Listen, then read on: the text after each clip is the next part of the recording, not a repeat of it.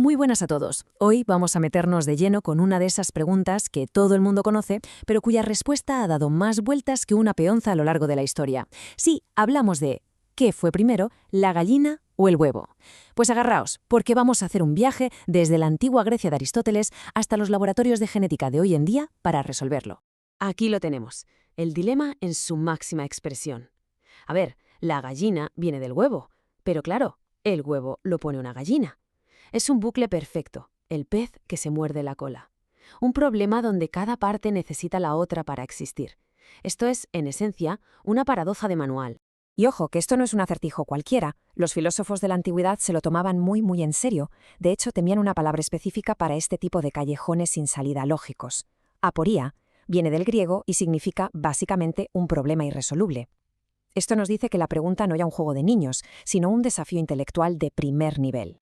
Vale, pues para encontrar la primera gran respuesta a esta aporía tenemos que hacer un viajecito en el tiempo. Nos vamos directos a la antigua Grecia a ver qué tenía que decir uno de los pensadores más importantes de la historia. Aristóteles se enfrentó al dilema con una de sus ideas filosóficas más potentes. El acto precede a la potencia. ¿Y esto qué quiere decir? Pues en cristiano significa que algo que ya es en la realidad, algo actual, tiene que existir antes que algo que solo tiene el potencial de llegar a ser. A ver cómo lo razonaba. Para él, la gallina es un ser en acto. Vamos, una gallina hecha y derecha que ya existe. El huevo, en cambio, es un ser en potencia. Tiene el potencial de convertirse en gallina, pero todavía no lo es. Y como el acto siempre tiene que ir antes que la potencia para que algo se cree, pues blanco y en botella. La gallina tuvo que ser primero, una deducción basada en pura lógica. Pero cuidado, esto tiene truco. Aristóteles creía que el universo era eterno, que no había tenido un principio, así que su lógica no le llevaba a pensar en una primera gallina que apareció de la nada. No, para él el ciclo de gallinas y huevos simplemente no tenía un punto de partida, siempre había existido formando parte del orden natural. Así se quitaba de encima el problema de una causa inicial. Damos un salto gigantesco en el tiempo, hasta el siglo XIX. Aquí, una revolución científica va a ponerlo todo patas arriba y va a cambiar por completo las reglas del juego para responder a nuestra pregunta. Fijaos en el cambio radical de mentalidad. El mundo de Aristóteles era fijo, eterno, con especies que no cambiaban. Por eso el problema era puramente lógico. Pero en el mundo de Darwin todo es dinámico, todo cambia, las especies evolucionan.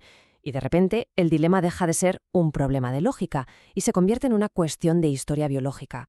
Para entender la respuesta biológica hay que poner las cosas en perspectiva, y esta cronología es brutal. Los huevos, como concepto, son antiquísimos. Los primeros animales que pusieron huevos en tierra firme lo hicieron hace 300 millones de años. Dinosaurios como el Archaeopteryx ya ponían huevos hace 150 millones de años.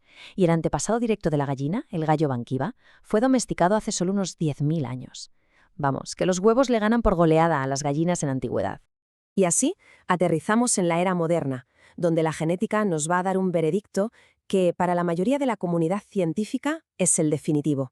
Pues resulta que la respuesta final no estaba en los grandes tratados de filosofía, sino en algo diminuto, casi invisible a nuestros ojos, una pequeña mutación genética.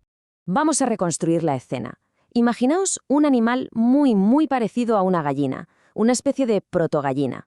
Este animal pone un huevo, y es justo dentro de ese huevo, cuando el embrión empieza a formarse, donde ocurre una mutación genética, un pequeño cambio en el ADN que es suficiente para crear algo nuevo. Y ese algo nuevo es precisamente lo que hoy llamamos gallina. Así que, de ese huevo, sale la primera gallina de la historia.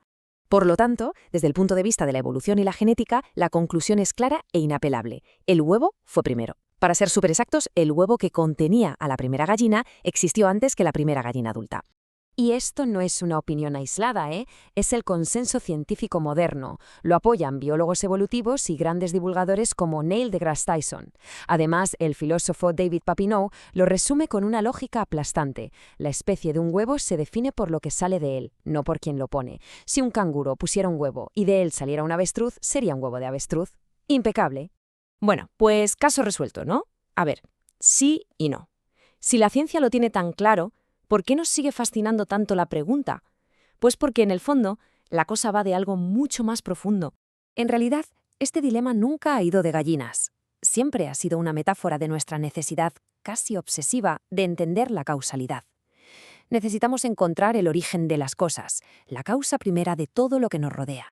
Y aquí es donde la filosofía vuelve a la carga para darnos un último giro de guión, esta vez de la mano de David Hume. Él se atrevió a cuestionar la idea misma de la causa y el efecto, argumentando que en realidad nunca vemos esa conexión necesaria entre una cosa y la otra.